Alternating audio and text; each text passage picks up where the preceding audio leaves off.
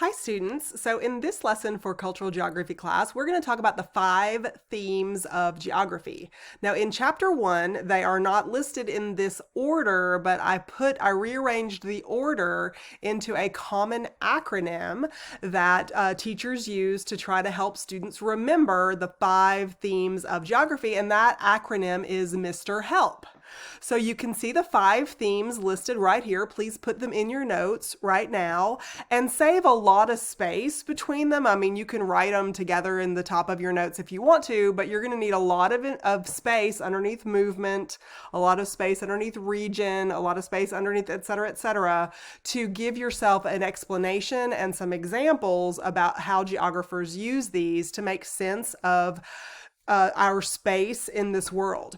So by now you know that geographers ask the question why of where and how of where. Those kinds of questions are the ways that geographers think. Okay, so thinking like a geographer means that you categorize the world using these 5 major themes and those why of where questions.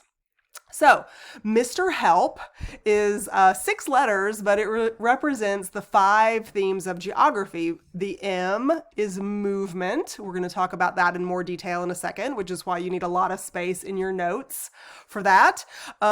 Region is the R of Mr. Help, and we're going to talk about the different ways in which regions are classified. We can think about the South in the USA or the North in the USA, East Coast, West Coast, but where do the boundaries of that, of those regions actually exist? Are we talking about a place where a UPS driver delivers packages? That could be a region that is assigned to a particular delivery route or something like that. So regions are a part of the Mr. Help concept. Human environment interaction. Now, from the very first lecture we had in week 1, you know that human geography or cultural geography is about how humans think about, conceptualize their space, their place. How do we interact with our space and place? How do we use it to create meaning and live our lives? What becomes important to us and what is foremost in our minds about our location in this world.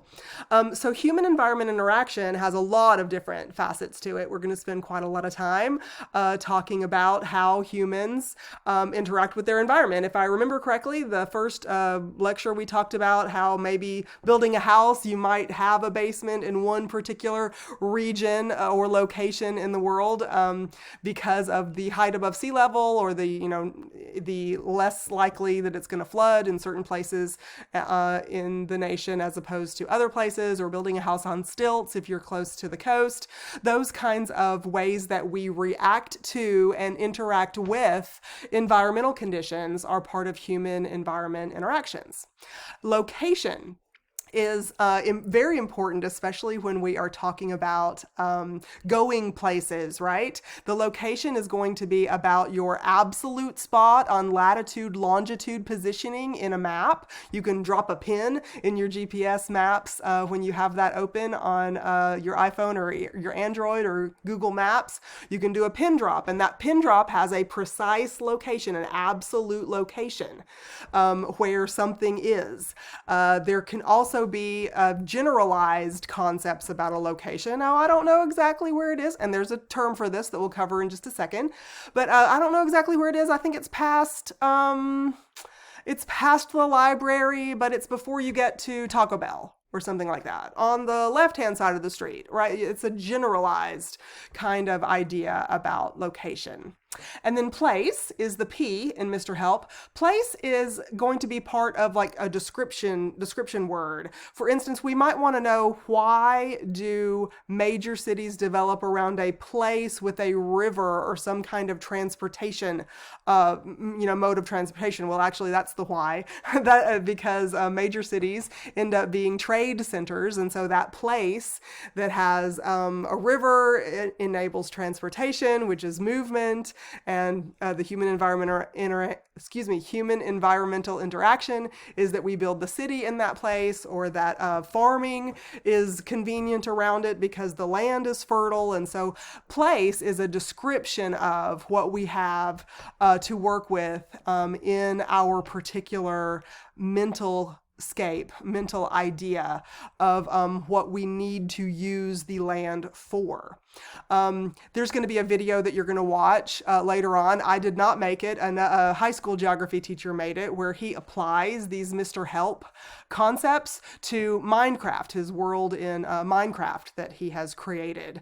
And when you think about video games like that, and you're modifying the environment, think about it as human environment interaction. And you choose different regions, or you choose different places based on their characteristics, and then you pinpoint locations and you defend regions, and within those regions you can move safely or not, and you have to defend boundaries and things like this. And so all of those kinds of concepts are important for Mr. Help.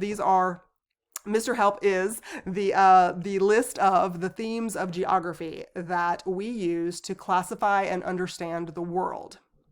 Now, in your textbook, when you're reading in chapter 1, this is the order that you'll read them in. It talks about location first because this is kind of the most basic. So Mr. Help rearranges these into an easy to remember acronym. But if you want to go like in order of how basic they start with how complicated they become, location is the easiest one to start with. A location simply wants to know where is it, like between the library and Taco Bell on the left-hand side of the street. For instance, there's a location. Where is it? It's next door to the Shipley's Donuts. I don't know the address, which would be an absolute location. I can't pinpoint it for you. But location is the most basic thing. And then the place describes, what does it look like? What features does it have? Is it populated? Is it not populated? Does it have sidewalks or not? Is it rural or urban? These kinds of questions are what we want to know, and the descriptors that are used for place. The region might be characterized by a mountainous area or a plateau, a coastal area or inland. It might be a place where you speak a certain language compared to another language, where you drink sweet tea or you call every soft drink a Coke. These can be regions of the world. What's considered the Midwest? Well, if you look at a map that categorizes the South from the Midwest, oftentimes Arkansas, the state where we are, oftentimes Arkansas is split right in the middle, where some of it is considered by some geographers as a perceptual region called the Midwest, and some of it is a perceptual region called the South, or even the Bible Belt, which of course is a strap across the middle of the country where you see a lot of Christianity as part of the cultural norms of that region. And so region is a complicated thing because it can be political regions, which are distinct borders on maps, distinct geopolitical borders, as we call them, that are drawn clearly and maybe have a checkpoint or an army defending a border, for instance. But also regions can be more perceptual than that, and can be subject to debate, so to speak. Okay, movement, you see here as an example, how do we get from one place to the next, but also the stuff that we need to use. Do we produce it and send it out to the people who need to buy it? Or are we buying it? How does it get to Walgreens to begin with? And, how did those shelves in Dollar General get stocked with those goods?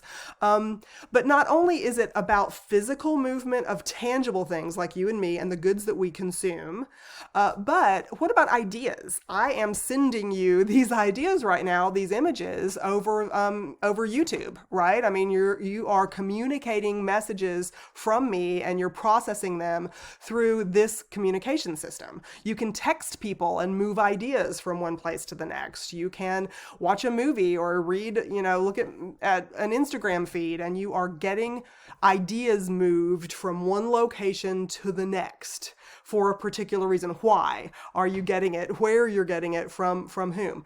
The Olympics that are going to be hosted in China right now are talking about limiting the movement of ideas. Leave your cell phones at the border, basically. So when you cross the border into the location where you're going to be for the Olympic Village in the Chinese hosted Olympic Games that are about to happen, you better leave your electronic equipment behind because of the control over movement of ideas that the particular geopolitical power called the Chinese government wants to have over the communication that you have when you are in country. If you are one of the athletes who's going to compete for the US or any of the other countries that are participating. And then also human environment interaction. This is a major way in which people relate to the world around them. When we talk about maps and the map distortions that we looked at a little bit in a previous video, we develop like a conceptual mental framework of the world around us. And it's more than simply being able to say, here is the Taco Bell and the library and something's on the street, across the street from those two things. Human environment interaction takes a greater, like, philosophical approach almost to your space and your place. Yes, we are literally interacting with tangible objects, but also where are we in relationship to other things? How central or peripheral is one particular area or region of the world to other things. So I'm going to show you a couple of pictures in another video of a particular kind of map projection, Mercator projection, that we looked at before in a previous video. But when I was a child, the Mercator projection not only had those distortions that we discussed in a previous video, but it put the United States right in the very middle of the map. So your eyes fell on that map. And also the equator is positioned a little bit lower. If you think of equator, it's supposed to be right. It's the belt of the middle of the world. And so there's your concept of where the equator is. But we as humans, place ourselves typically in relation to other things around us on maps that we have seen. And so most of the things on a Mercator projection, most of the land masses are in the northern hemisphere. And so the northern hemisphere gets featured predominantly on a Mercator projection. And if you put the United States smack dab in the middle, does that create a way in which humans place themselves within the greater global concept of the world?